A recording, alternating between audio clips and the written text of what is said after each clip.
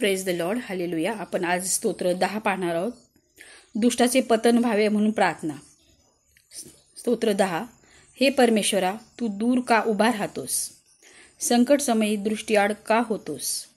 दुर्जनांच्या गर्वामुळे दीन दुःखाने होरपळून जातो.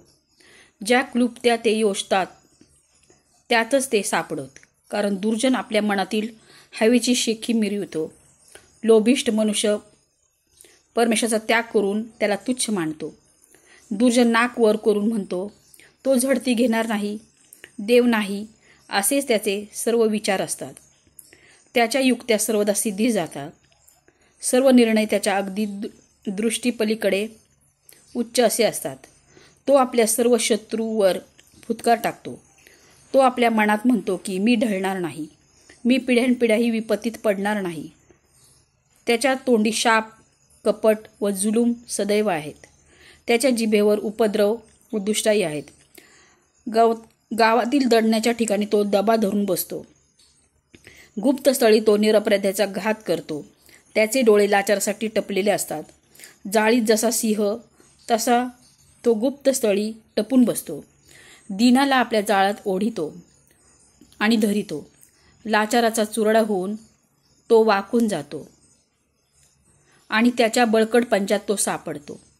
तो आपल्या मनात म्हणतो की देवाला विसर पडला आहे, त्याने आपले तोंड लपविले आहे, तो हे कधीच पाहणार नाही. हे परमेश्वरा, उठ.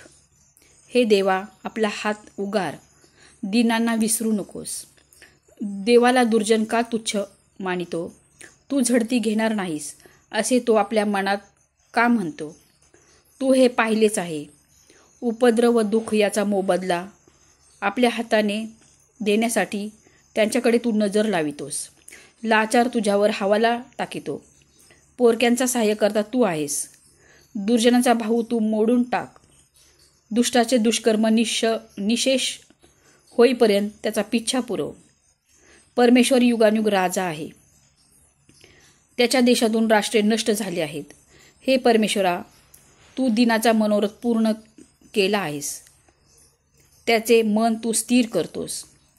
पोरक्यांना व पीडितांना न्याय मिळवावा आणि मातीपासून घडलेल्या मनुष्याने त्यांना आणखी दहशत घालू नये म्हणून तू त्याच्याकडे कान देतोस. वाचलेले स्तोत्र आम्हा सर्वांसाठी परमेश्वर आशीर्वादित करो. इथं देवाचं वचन स्तोत्र 10 याचं 17वं वचन म्हणतं, हे परमेश्वरा, तू दिनाचा मनोरथ पूर्ण केला आहेस. त्याचे मन स्थिर करतोस.